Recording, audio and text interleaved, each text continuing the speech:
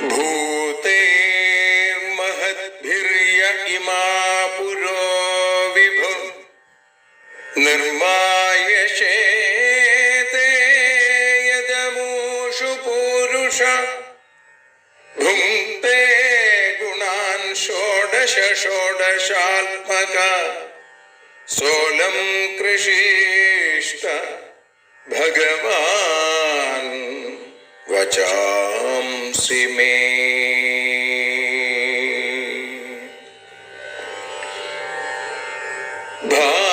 ഭാഗവതത്തെ അറിയാൻ ഈ ഭാഗവതത്തിൽ അലിയാൻ, ഭാഗവതത്തെ അറിയാൻ ശ്രീമദ് ഭാഗവതത്തിൽ അലിയാൻ.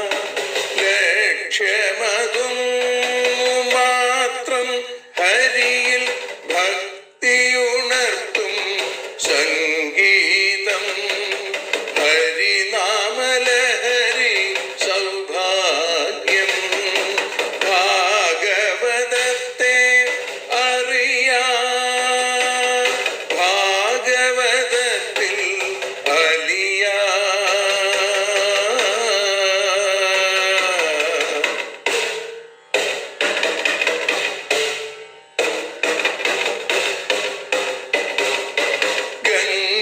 ഗംഗാപതിയുടെ പുത്രൻ സുന്ദര ഗണനായകനു തുണ ചെയ്യൂ. ഗംഗാപതിയുടെ പുത്രൻ സുന്ദര ഗണനായകനു തുണ ചെയ്യൂ. വീണയിൽ സംഗീത സാഗരം തീർക്കുന്ന വാണീദേവിയും കാക്കേണേ. എന്നിൽ ഭാഗവത കഥ നിറയേണേ. ഭാഗവതത്തെ അറിയാൻ ഭാഗവതത്തിൽ അലിയാൻ.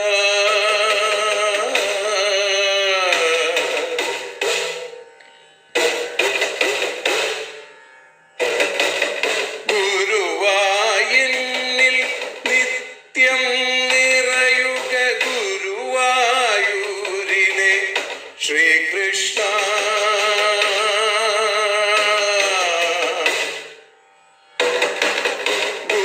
ഗുരുവായൂരിൽ നിത്യം നിറയുക ഗുരുവായൂരിലെ ശ്രീകൃഷ്ണ.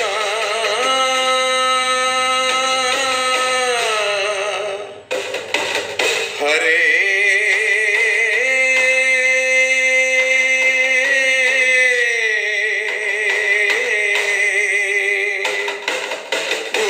ഗുരുവായൂരിൽ നിത്യം നിറയുക ഗുരുവായൂരിലെ ശ്രീകൃഷ്ണ. കണ്ഠം തന്നിൽ ഗാനം നിറയാൻ കണ്ണാ നീ താൻ തുണയേകൂ. എന്നിൽ ഭാഗവത കഥ നിറയേണേ.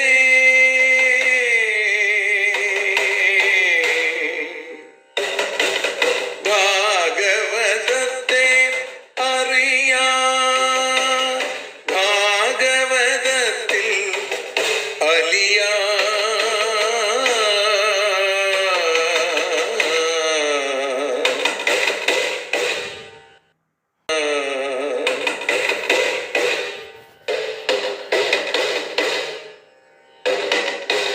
ആദ്യത്തെ ഗുരുവായൂരന്റെ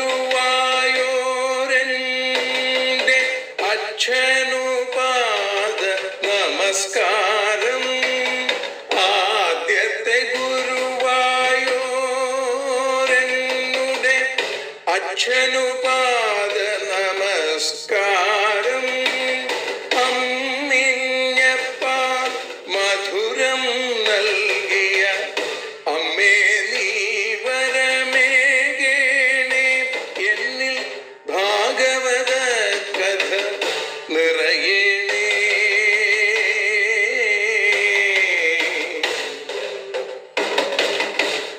ഭാഗവതത്തെ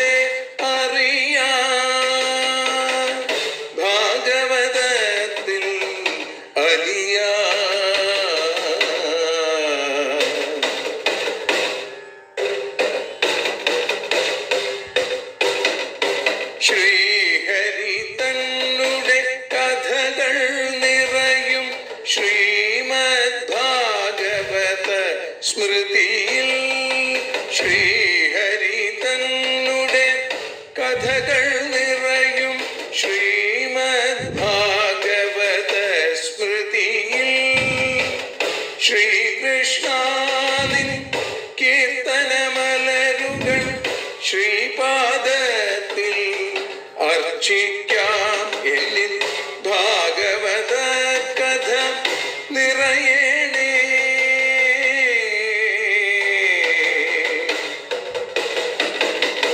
ഭാഗവതത്തെ അറിയാം, ഭാഗവതത്തിൽ അലിയാം. ലക്ഷ്യമതൊന്നു മാത്രം ഹരിയിൽ ലഹരിയുണർത്തും സംഗീതം. ഭക്തിയുണർത്തും സാഫല്യം, ഭക്തിയുണർത്തും സൗഭാഗ്യം. ഭാഗവതത്തെ അറിയാം,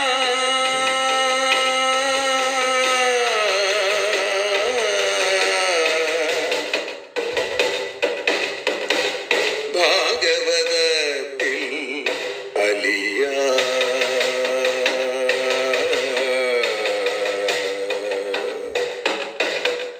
ഭാഗവതത്തിൽ അലിയാം.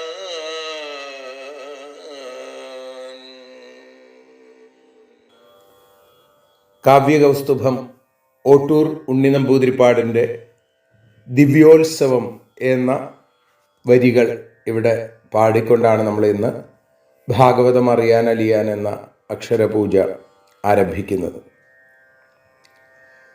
നെറുകകൾ കൊണ്ടു മറ കുറിച്ചിടും, കുറി കൊണ്ടു തെല്ലും തെളിഞ്ഞിടാത്തതും,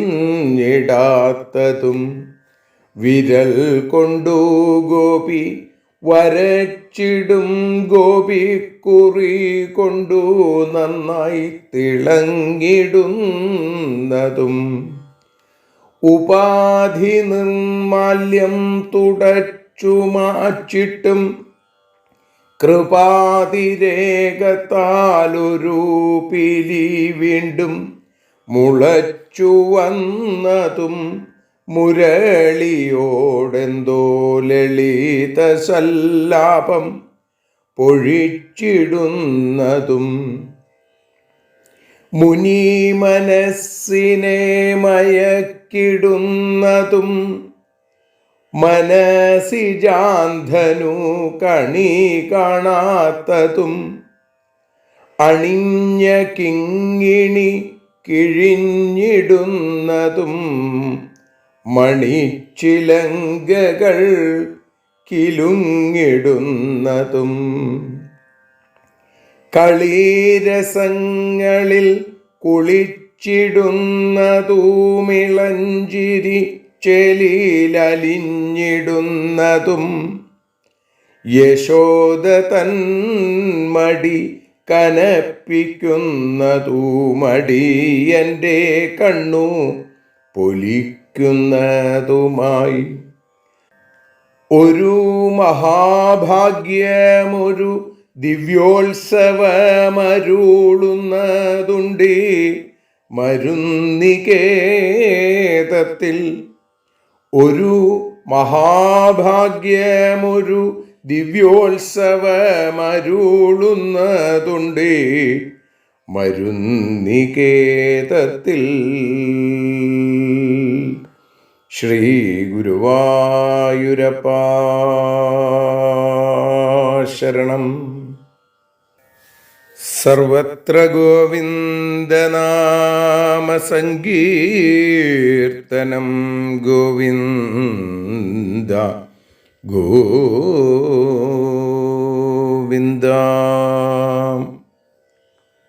ശ്രീമദ്ഭാഗവതാഖ്യോയം പ്രത്യക്ഷ കൃഷ്ണ ഏവ ഹി സ്വീകൃതോസി മയാ നാഥ മുക്ത്യർത്ഥം ഭവസാഗരേ.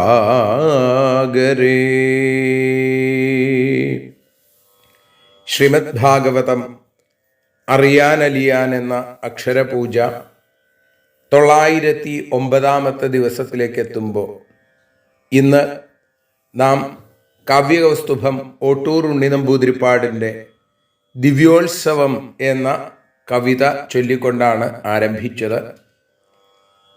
ഭഗവാന്റെ കാരുണ്യം ആവോളം ആസ്വദിക്കാൻ ഭാഗ്യം സിദ്ധിച്ച നമുക്ക് ഓരോരുത്തർക്കും ശ്രീമദ് ഭാഗവതത്തിലൂടെ സഞ്ചരിക്കാൻ ഉള്ള ഭാഗ്യം ഭഗവാൻ അനുവദിച്ചു തന്ന ഈ അക്ഷരോപാസനയിൽ ഇന്ന് മറ്റൊരു ഭാഗവത സപ്താഹത്തെ കൂടി ഓർമ്മിപ്പിച്ചും കൊണ്ടാണ് നമ്മൾ ആരംഭിക്കുന്നത്. ഈ വരുന്ന വ്യാഴാഴ്ച, അതായത് ഫെബ്രുവരി 13 കുംഭമാസം 1 പാലക്കാട് കിഴക്കേ യാക്കര വളരെ പ്രസിദ്ധമായിട്ടുള്ള ശ്രീ മണപ്പുള്ളിക്കാവിൽ ശ്രീ മണപ്പുള്ളി ഭഗവതി സേവാസമിതിയുടെ നേതൃത്വത്തിൽ ഭഗവതി കല്യാണ മണ്ഡപത്തിൽ വെച്ച് ഈയുള്ളവൻ്റെ ആചാര്യതയിൽ ഒരു സപ്താഹം കൂടി ആരംഭിക്കുകയാണ്. അന്നേ ദിവസം ഉച്ചതിരിഞ്ഞ് 4 മണിക്ക് മാഹാത്മ്യത്തോടുകൂടി ആരംഭിക്കുന്ന സപ്താഹം ഫെബ്രുവരി 20 ഉച്ചയോടുകൂടി സമർപ്പണം എന്നുള്ള രീതിയിലാണ് ആഗ്രഹിക്കുന്നത്. അപ്പോൾ ഇതിനടുത്ത് ഉള്ള ആളുകൾ, ഇതിൽ പങ്കുചേരാൻ സാധിക്കുന്ന ആളുകളെയൊക്കെ പ്രത്യേകം അവിടേക്ക് ക്ഷണിക്കുന്നു. ഭഗവത് കഥകൾ കേൾക്കാനും ഭാഗവതം അറിയാനും അലിയാനുമൊക്കെ സാധിക്കട്ടെ എന്ന് പ്രാർത്ഥിക്കുകയും ചെയ്യുന്നു. ഇവിടെ ശ്രീമദ് ഭാഗവതം 12 സ്കന്ധം 2-ാമത്തെ അധ്യായത്തിൽ 30-ാമത്തെ ശ്ലോകം വരെയാണ് നമ്മൾ കഴിഞ്ഞ ദിവസം അനുസ്മരിച്ചത്. കലിയുഗത്തിൻ്റെ ആരംഭത്തെക്കുറിച്ചും ആ കലിയുഗത്തിൽ കലിയുടെ അഭിവൃദ്ധിയെക്കുറിച്ചും അറിയാൻ കാലഗണന അല്ലെങ്കിൽ കാലം എങ്ങനെയായിരിക്കും ഈ സന്ദർഭത്തിൽ എന്ന് കാണിക്കുന്ന രംഗങ്ങളാണ് നമ്മൾ കഴിഞ്ഞ 2-3 ശ്ലോകങ്ങളിലൂടെ അനുസ്മരിച്ചത്.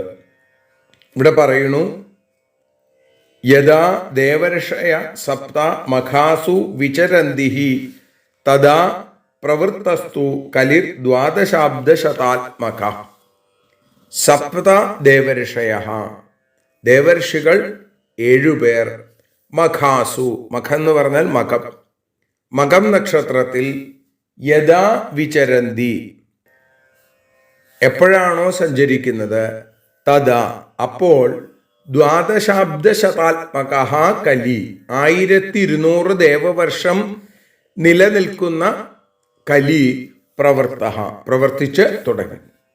സപ്തദേവർഷികൾ എപ്പോഴാണോ മകം നക്ഷത്രത്തിൽ ചേർന്ന് നിൽക്കുന്നത് അല്ലെങ്കിൽ അതിലൂടെ സഞ്ചരിക്കുന്നത്, അപ്പോഴാണ് 1200 ദേവവർഷം നിലനിൽക്കുന്ന കലിയുഗം ആരംഭിക്കുന്നത്. കലിക്ക് 1000 ദേവവർഷമാണ് എന്ന് മറ്റൊരു സ്ഥലത്ത് പറഞ്ഞു കലിയുഗത്തിന്.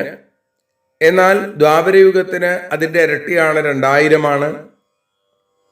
അതിനു മുമ്പുള്ള ത്രേതായുഗത്തിന് 3000, അതിനു മുമ്പുള്ള കൃതയുഗത്തിന് 4000. ഇങ്ങനെ ഒരു സംഖ്യ നമുക്ക് മുമ്പ് കേൾക്കാൻ സാധിച്ചിട്ടുണ്ട്.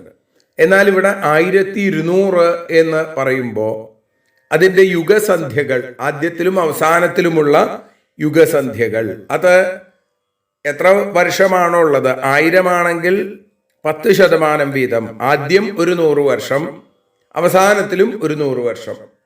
അപ്പോൾ സന്ധ്യാംശങ്ങളോടുകൂടി 1200 ആണ് കലിയുഗം എന്ന് വരുന്നു. അപ്പൊ ദ്വാപരയുഗം അവസാനിച്ച് കലിയുഗം ആരംഭിക്കുമ്പോൾ ദ്വാപരാവസാനത്തിന് ശേഷമുള്ള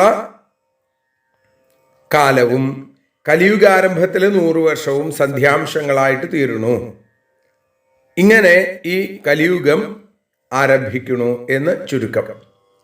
യഥാ മഖാഭ്യോ യാസ്യന്തി പൂർവാഷാഢാം മഹർഷയാ തദാ നന്ദാൽ പ്രഭൃത്യേഷ കലിർവൃദ്ധിം ഗമിഷ്യതി.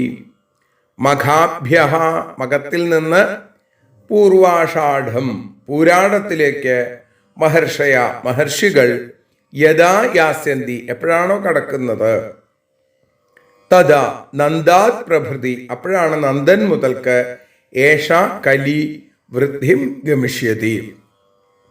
നന്ദന്റെ കാലം മുതൽ കലിയുടെ അഭിവൃദ്ധി ആരംഭിക്കും. മകത്തിൽ നിന്ന് പൂരാടം നക്ഷത്രത്തോട് ചേരുന്ന സന്ദർഭത്തിൽ യസ്മിൻ കൃഷ്ണോ ദിവം യാത തസ്മിന്നേവ തദാഹനി പ്രതിപന്നം കലിയുഗമിതി പ്രാഹു പുരാവിദ. യസ്മിൻ അഹനി ഏതൊരു അഹസിൽ കൃഷ്ണ ദിവം യാത ശ്രീകൃഷ്ണൻ സ്വർഗത്തിലേക്ക് തിരിച്ചുപോയി, അല്ലെങ്കിൽ ഭഗവാൻ സ്വധാമത്തിലേക്ക് തിരിച്ചുപോയി. ഇവിടെ സ്വർഗം എന്നുള്ളത് കേവലം ദേവേന്ദ്രന്റെ ലോകം എന്നല്ല, ഭഗവാന്റെ ലോകം. ആ തസ്മിൻ അഹനി തദ ആ ദിവസത്തിൽ തന്നെ, ആ ക്ഷണത്തിൽ തന്നെ കലിയുഗം പ്രതിപന്നം കലിയുഗം സ്വപ്രവർത്തിക്ക് സമർത്ഥമായി എന്ന് പുരാവിദ പ്രാഹു പൂർവവിദ്വാൻമാർ പൂർവികന്മാര് പറയുന്നു. കലിയുടെ ലക്ഷണം കണ്ടു തുടങ്ങി അപ്പൊ കലി ആരംഭിച്ചു എന്ന് പറയാം. അതല്ലേ ശരി എന്ന് നമുക്കൊരു സംശയം. അതിനു മുമ്പ് പ്രവേശമുണ്ടായെന്ന് നിശ്ചയിക്കുന്ന പ്രമാണം ഏതാണ് എന്നാണെങ്കിൽ അതാണ് പറയുന്നത്. ഏതൊരു അഹനി പകൽ സമയത്താണോ അല്ലെങ്കിൽ ദിവസത്തിലാണോ ഭഗവാൻ കൃഷ്ണൻ സ്വധാമത്തിലേക്ക് തിരിച്ചു പോയത്, ആ ദിവസം ആ ക്ഷണത്തിൽ കലിയുഗം തൻ്റെ പ്രവൃത്തിയെ പ്രകാശിപ്പിക്കാൻ സമർത്ഥമായി. ഭഗവാനുള്ളപ്പോ ഹരിയുള്ളപ്പോ കലിക്ക് പ്രകാശമില്ല. ഹരി എപ്പോ അവിടുന്ന് പോയോ ആ സമയത്ത് കലി പ്രകാശിക്കാൻ തുടങ്ങി എന്ന് കാണിക്കുന്നു. അങ്ങനെ തൻ്റെ പ്രവൃത്തി എന്താ? ജനങ്ങളെ പാപം ചെയ്യാൻ പ്രേരിപ്പിക്കുക. ഇതാണ് കലിയുടെ പ്രവൃത്തി. അപ്പോ മുമ്പ് പറയുന്ന ആളുകൾ, പൂർവ്വകാലത്തിലെ ജ്ഞാനികളായിട്ടുള്ള ആളുകൾ, അവരുടെ അഭിപ്രായത്തിൽ ശ്രീകൃഷ്ണ ഭഗവാന്റെ കാലത്തിൽ കലി ആരംഭിച്ചിരുന്നു എങ്കിലും ഭഗവാന്റെ പ്രഭാവം കൊണ്ട് അത് കാണാൻ സാധിച്ചിരുന്നില്ല. അല്ലേ? നക്ഷത്രങ്ങളൊക്കെ ആകാശത്തുണ്ട്, പക്ഷെ സൂര്യൻ ഉദിക്കുന്നതോടുകൂടി നക്ഷത്രങ്ങളില്ല. സൂര്യപ്രകാശത്തിൽ നക്ഷത്രങ്ങൾ എങ്ങനെ പ്രകാശിക്കാതിരിക്കുന്നുവോ അതേപോലെ ഭഗവാന്റെ പ്രഭാവത്തിൽ കലിയുടെ പ്രഭാവം അറിഞ്ഞതേയില്ല ആരും. കലിക്ക് ഒന്നും ചെയ്യാനായിട്ട് സാധിച്ചില്ല ഭഗവാന്റെ ആ ശക്തി കൊണ്ട്.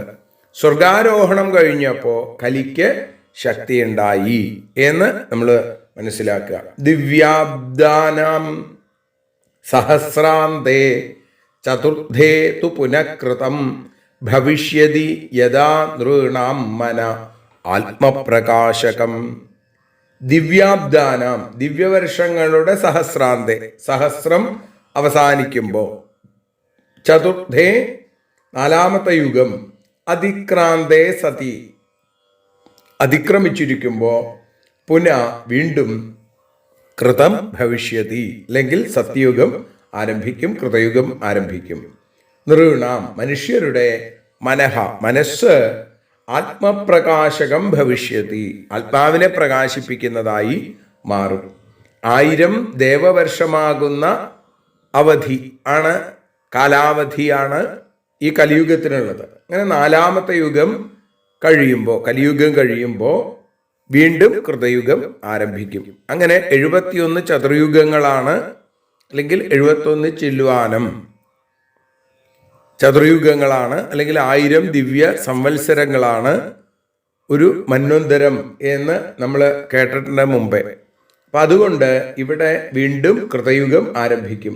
കൃതയുഗം ആരംഭിക്കുമ്പോഴോ മനുഷ്യരൊക്കെ ആ കൃതകൃത്യരായി മാറും. മനസ്സിനും ആത്മാവിനും ഒക്കെ പ്രകാശം ഉണ്ടാവുന്നതാണ്.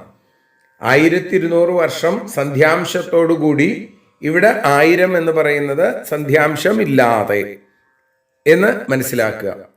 എന്നിട്ട് പറഞ്ഞു, ഇത്യേഷ മാനവോ വംശോ യഥാ സംഖ്യായത്തെ ഭുവി തഥാ വിക്ഷൂദ്രവിപ്രാണാം താസ്താ ജ്ഞേയാ യുഗേ യുഗേ ഇതി ഏഷ മാനവഃ വംശഃ. ഇങ്ങനെ മനുവിൻ്റെ വംശം ഭൂമിയിൽ യഥാ സംഖ്യായത്തെ ഏത് തരത്തിൽ പറയപ്പെട്ടുവോ തഥാ അതേപോലെ വിക്ഷൂദ്ര വിപ്രാണാം വൈശ്യ ശൂദ്ര ബ്രാഹ്മണരുടെയും താത അതതവസ്ഥകൾ യുഗേ യുഗേ ജ്ഞേയ യുഗം തോറും അറിയപ്പെടാൻ യോഗ്യമാണ്. മനു വംശരാജാക്കന്മാരെന്ന് പറഞ്ഞാൽ ആരാ? അവര് ക്ഷത്രിയന്മാരാണ്. ക്ഷത്രിയന്റെ വംശത്തെ വിസ്തരിച്ചു പറഞ്ഞു രാജവംശത്തെക്കുറിച്ച്. ഇതേപോലെ തന്നെ ഓരോ യുഗത്തിലും മറ്റ് ആ ചാതുർവർണ്ണ്യത്തിലെ ബ്രാഹ്മണൻ, വൈശ്യൻ, ശൂദ്രൻ ഇവരുടെ ഉച്ചനീചാവസ്ഥകളെ എല്ലാ യുഗത്തിലും ഇതേപോലെ ഉണ്ടായിരുന്നു എന്ന് മനസ്സിലാക്കണം. അപ്പോ എല്ലാ യുഗത്തിലും സദസദ്വിചാരങ്ങൾ, സത്തായും അസത്തായിട്ടുള്ള വിചാരങ്ങളും പ്രവൃത്തികളും അവയെ അനുസരിക്കുന്ന എല്ലാവരും ഉണ്ടായിരുന്നു. ഏതേഷാം നാമലിംഗാനാം പുരുഷാണാം മഹാത്മനാം കഥാമാത്രാവശിഷ്ടാനാം കീർത്തിരേവ സ്ഥിതാ ഭുവി. പരീക്ഷിത്തെ, നാമലിംഗാനാം നാമങ്ങളാകുന്ന അടയാളത്തോടും മഹാത്മനാം മഹത്തായ ആത്മാവോടും കഥാമാത്രാവശിഷ്ടാനാം കഥ മാത്രം അവശേഷിച്ചുമിരിക്കുന്ന ഏതേഷാം പുരുഷാണാം ഈ പുരുഷന്മാരുടെ കീർത്തിയേവ ഭുവിസ്ഥിത കീർത്തി തന്നെയാണ് ഭൂമിയിൽ ഇരിക്കുന്നത്. അവരാരുമില്ല അല്ലേ? ഈ ചരിത്രത്തിൻ്റെ ശ്രവണ കീർത്തനങ്ങളുടെ കാരണം അതിലെന്തിലേക്കാണ് വിരൽ ചൂണ്ടുന്നത്? വിഷയവൈരാഗ്യം ഉണ്ടാവാൻ, സദാചാരനിഷ്ഠരായിട്ട് തീരാൻ. മനുവംശത്തിൽ മഹാത്മാക്കളായിട്ടുള്ള ഇത്രയും രാജാക്കന്മാരൊക്കെ ഉണ്ടായിരുന്നു. ഒരുപാട് പേരുടെ കഥ ഞാൻ അങ്ങേക്ക് പറഞ്ഞു തന്നു. അവരുടെ ചരിത്രം, അവരുടെ പേര്, അവരിൽ നിന്ന് അവർക്കുണ്ടായ കീർത്തി ഇതൊക്കെ കാണിച്ചു. പക്ഷേ ഭൂമിയിൽ ഇപ്പം എന്തേ ഉള്ളൂ? ആ കീർത്തി മാത്രമേ ഉള്ളൂ. ബാക്കിയൊക്കെ നശിച്ചു. അവരുടെ ശരീരമില്ല, അവരുടെ മക്കളോ പേരക്കുട്ടികളോ ഇല്ല, ഗൃഹമില്ല, എല്ലാം നശിച്ചുപോയി. ഇതൊക്കെ കാലം കൊണ്ട് നശിക്കുന്നതാണ്. നാശരഹിതമായിട്ടിരിക്കുന്നത് എന്താ? അതാണ് സൽകീർത്തി. സൽകീർത്തിയിലൂടെ നമ്മൾ എത്രയോ കാലം നിലനിൽക്കുന്നു. നമ്മളിപ്പോഴും ഓർമ്മിക്കുന്ന മഹാന്മാരുടെ കഥകൾ അതാണ്. ഇപ്പോൾ ഈ രീതിയിലാണ് നമ്മൾ മനസ്സിലാക്കേണ്ടത് എന്ന് ചുരുക്കം. നാശരഹിതമാണ് സൽകീർത്തി. തങ്ങളുടെ പേരിനെ ലോകത്തിൽ നിലനിർത്തണം എന്ന് ആഗ്രഹിക്കുന്നുവെങ്കിൽ എന്തു വേണം? ആ വ്യക്തി ഇല്ലെങ്കിലും, അയാളുടെ ശരീരമില്ലെങ്കിലും, അയാളുടെ ബന്ധുക്കളോ അയാൾ താമസിച്ചിരുന്ന ഇടമോ ഇല്ലെങ്കിൽ പോലും ആ കീർത്തി എന്നെന്നും നിലനിൽക്കും. ദേവാപി ശന്തനോർ ഭ്രാത മരുശ്ചേക്ഷ്വാകുവംശജ കലാപഗ്രാമ ആസാതേ മഹായോഗബലാന്വിതൗ. ശന്തനോഹോ ഭ്രാത ദേവാപി, ശന്തനുവിൻ്റെ സഹോദരനായ ദേവാപിയും ഇക്ഷ്വാകു വംശജ മരുച, ഇക്ഷ്വാകു വംശത്തിൽപ്പെട്ട മരുവും മഹായോഗബലാന്വിതോ, മഹായോഗബലത്തോടുകൂടി കലാപഗ്രാമേ ആസാദേ, കലാപഗ്രാമത്തിൽ ഇപ്പോഴും താമസിക്കണമെന്നാണ്. കലിയുടെ പ്രഭാവം കൊണ്ട് രാജവംശങ്ങളൊക്കെ നശിച്ചു. കൃതയുഗത്തിൻ്റെ ആരംഭത്തിൽ എങ്ങനെയാ പിന്നെ ഇതൊക്കെ വീണ്ടും ഉണ്ടാവുക? പറയാണ് ശന്തനു മഹാരാജാവിൻ്റെ സഹോദരൻ, ചന്ദ്രവംശത്തിൽ പിറന്ന ദേവാപി, അതേപോലെ ഇക്ഷ്വാകു വംശജാതനായിരിക്കുന്ന സൂര്യവംശത്തിൻ്റെ മൂലഭൂതമായിരിക്കുന്ന മരു, ചന്ദ്രവംശത്തിൽ ദേവാപിയും സൂര്യവംശത്തിൽ മരുവും മഹായോഗ ബലാന്വിതവും, അവര് വലിയ യോഗസിദ്ധികളുള്ള ആളുകളായതുകൊണ്ട് കലാപഗ്രാമ ആസാദേ, ബദരിയാശ്രമത്തിന് സമീപത്തുള്ള യോഗികൾ താമസിക്കുന്ന കലാപഗ്രാമത്തിൽ അവര് ഇപ്പോഴും താമസിക്കുന്നു. അവരിലൂടെയാണ് ഈ വംശം നിലനിൽക്കുക എന്ന് ചുരുക്കം. താവിഹൈത്യ കലേരന്തേ വാസുദേവാനുശിക്ഷിതവും വർണ്ണാശ്രമയുതം ധർമ്മം പൂർവവൽ പ്രഥയിഷ്യത.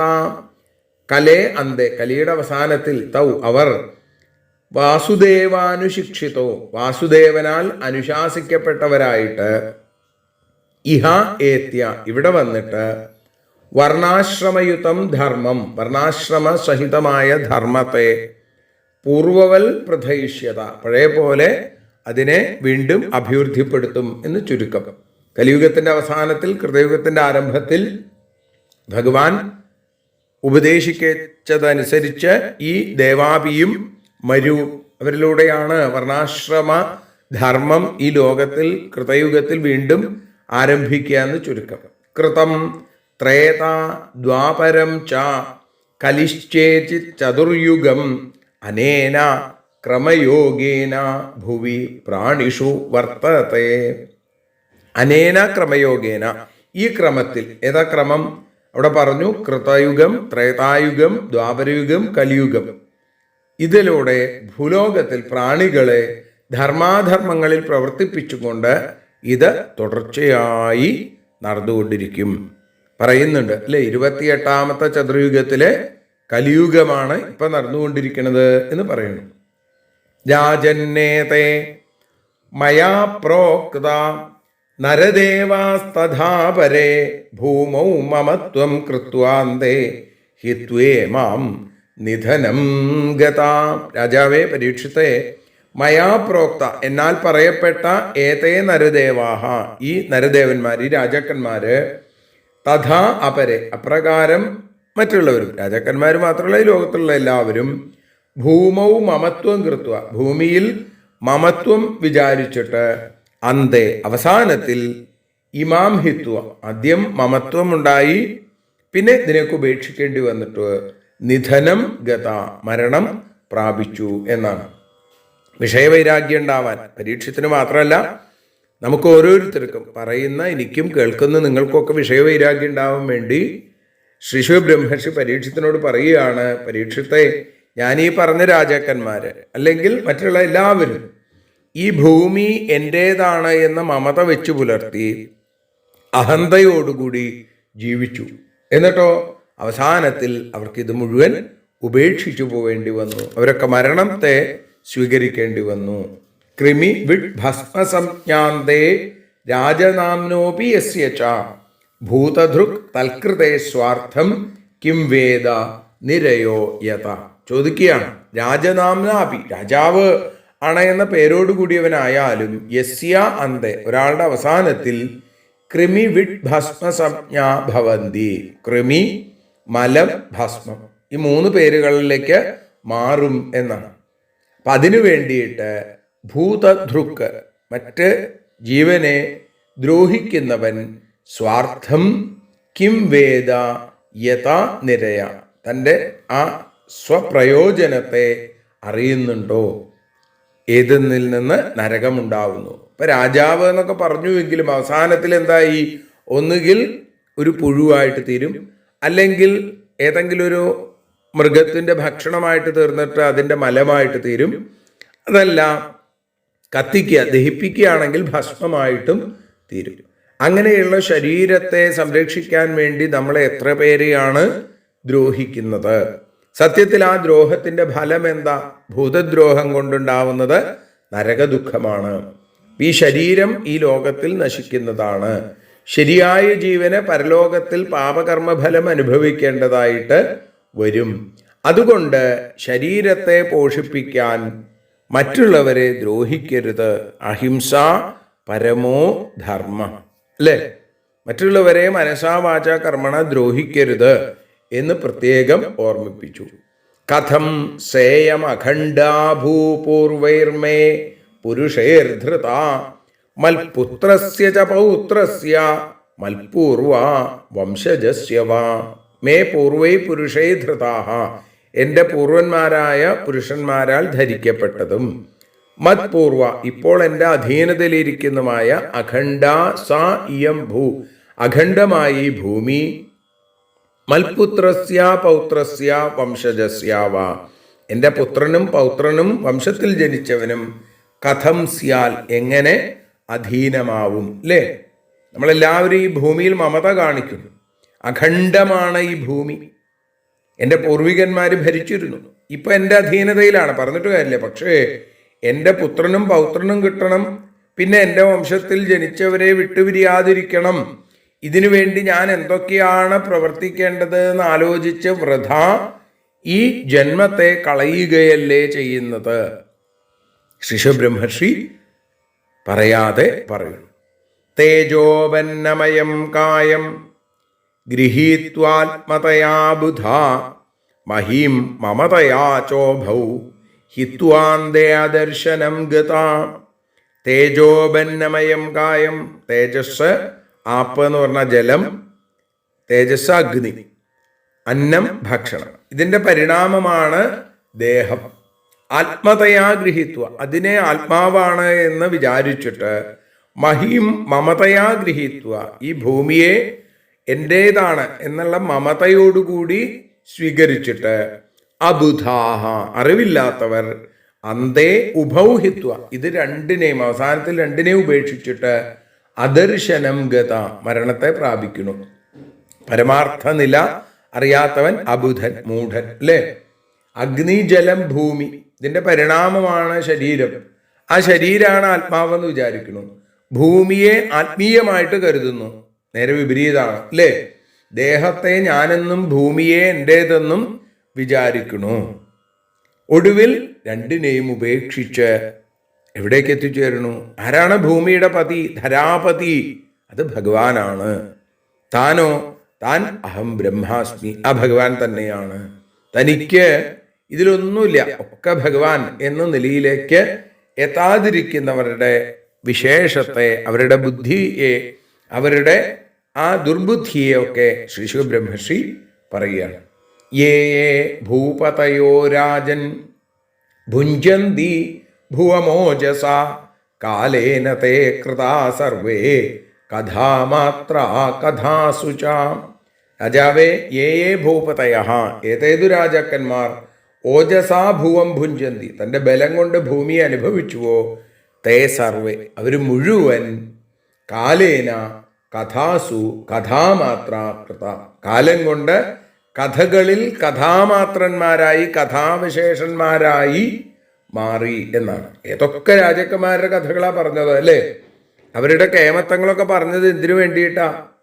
ആ രാജാക്കന്മാരൊക്കെ കാലസ്വരൂപനായ ഭഗവാന്റെ കഥാപ്രസ്താവത്തിന്റെ അവസാനത്തിൽ കഥയ്ക്ക് വിശ്രീഭൂതരായത് മാത്രമേ ഉള്ളൂ. കഥാവിശേഷരായി മാറി. അവരുടെ കഥ മാത്രമാണ് ഇപ്പോൾ ഉള്ളത്, അവരൊന്നുമില്ല. ഇന്നുള്ളവരും ഇതുപോലെ തന്നെ നശിക്കും. മുമ്പുള്ളവർ നശിച്ചു എന്ന് പറഞ്ഞാൽ നമ്മൾ നശിക്കും, ഇനി വരുന്നവരും നശിക്കും. അപ്പൊ അതുകൊണ്ട് ഈ ലോകത്തിൽ നിന്നും പരലോകത്തിൽ നിന്നും ലഭിക്കാവുന്ന ഭോഗങ്ങൾ മുഴുവൻ നശിക്കുന്നതാണ് എന്ന് മനസ്സിലാക്കുക. അങ്ങനെ വരുമ്പോൾ നശിക്കുന്നതാണ് എന്ന് വന്നാൽ അതിൽ വിരക്തി ഉണ്ടാവും.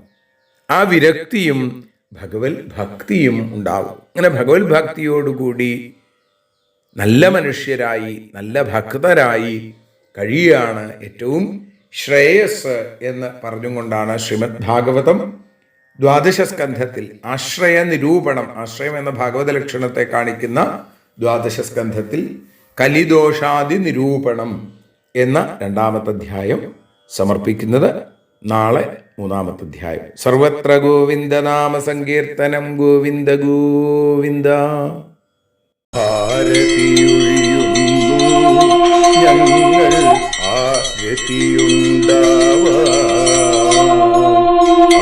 ഹരിപാദേ രതിയുണ്ടാകാൻ ആരതിയൊഴിയുന്നു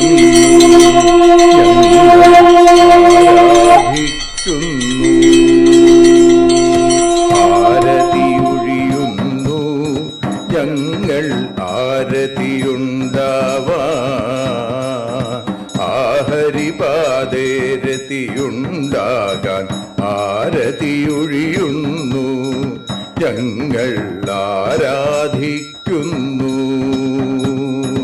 ശ്രീമദ് ഭാഗവതം പുണ്യം പാവനമാം ഗ്രന്ഥം ശ്രീശുകമാമുനി പാടിയ ഗീതം നൽകുന്നു മുക്തി സതതം നൽകിയിടും ഭക്തി. പാപികളെന്നാലും നിത്യം രക്ഷിക്കും ഗ്രന്ഥം പരമാനന്ദ സുധാരസമയമി ഹരിലീലാസാരം നിത്യം വേദത്തിൻ സാരം വൈരാഗ്യം ജ്ഞാനം ഭക്തി എന്നിവ നൽകിയിടും വൈകല്യങ്ങൾ തീർത്തിടുന്നൊരു സുന്ദരമാം ഗീതം നിത്യം നൽകും കൈവല്യം കലിമലമഥനി പാപവിനാശിനി സതതം സേവയെ ചെയ്യുന്നോർക്കോ സുഖകാരിണി ഗ്രന്ഥം നിത്യം നൽകും സായുജ്യം ആരതിയൊഴിയുന്നു ഞങ്ങൾ ആരതിയുണ്ടാവാൻ ആരതിയൊഴിയുന്നു ഞങ്ങൾ ആരതിയുണ്ടാവാൻ ആഹരിപാദേ രതിയുണ്ടാകാൻ ആരതിയൊഴിയുന്നു ഞങ്ങൾ ആരാധിക്കുന്നു ഞങ്ങൾ ആരതിയൊഴിയുന്നു കണ്ണ ആരാധിക്കുന്നു രാധാരമണ മുകുന്ദ മുരാരെ ശരണം മേ തവ ചരണയുഗം പവനപുരേശ രാധാ കൃഷ്ണ ശരണം മേ തവ ചരണയുഗം മീനായി മണ്ണിൽ പിറന്നൊരു ദേവ ശരണം മേ തവ ചരണയുഗം കച്ഛപരൂപമെടുത്തൊരു ദേവ ശരണം മേ തവ ചരണയുഗം സൂകരഭാവമണിഞ്ഞൊരു ദേവ ശരണം മേ തവ ചരണയുഗം നരഹരി രൂപമെടുത്തൊരു നാഥ ശരണം മേ തവ ചരണയുഗം വാമനനായി വിളങ്ങിയ ദേവ ശരണം മേ തവ ചരണയുഗം ഭാർഗവരാമനതായൊരു ദേവ ശരണം മേ തവ ചരണയുഗം ദശരഥനന്ദനായൊരു ദേവ ശരണം മേ തവ ചരണയുഗം ബലമേറുന്നൊരു രാമനാഥ ശരണം മേ തവ ചരണയുഗം ദേവകി നന്ദന വസുദേവാത്മജ ശരണം മേ തവ ചരണയുഗം യശോദതനയാ സുന്ദര രൂപ ശരണം മേ തവ ചരണയുഗം ദ്വാരകവാസാരുക്മിണികാന്ത ശരണം മേ തവ ചരണയുഗം കലികാലത്തിൽ കൽക്കിയും നീയേ ശരണം മേ തവ ചരണയുഗം രാധാരമണ മുകുന്ദ മുരാരെ ശരണം മേ തവ ചരണയുഗം പവനപുരേശ രാധാ കൃഷ്ണ ശരണം മേ തവ ചരണയുഗം ചോറ്റാനിക്കര വാഴും ദേവി ശരണം മേ തവ ചരണയുഗം സാംബ സദാശിവ ശംഭോ ശങ്കര ശരണം മേ തവ ചരണയുഗം ഹരിഹരപുത്ര ആശ്രിതമിത്ര ശരണം മേ തവ ചരണയുഗം സദ്ഗുരുനാഥ ഗുണപരിപൂർണ ശരണം മേ തവ ചരണയുഗം മൂഷികവാഹന മോദകഹസ്ത ശരണം മേ തവ ചരണയുഗം ഭക്തജനപ്രിയ ഭാഗവത പ്രിയ ശരണം മേ തവ ചരണയുഗം രാധാരമണ മുകുന്ദ മുരാരെ ശരണം മേ തവ ചരണയുഗം ഗുരുപവനപുരേശ രാധാകൃഷ്ണ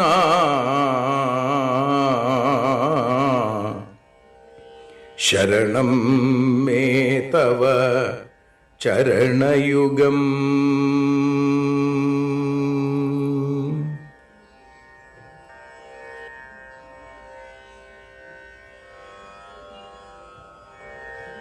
യദക്ഷരപദഭ്രഷ്ടം മാത്രാഹീനം തു യദ്ഭവേൽ തത്സർവം ക്ഷമ്യതാം ദേവ നാരായണ നമോസ്തുതേ.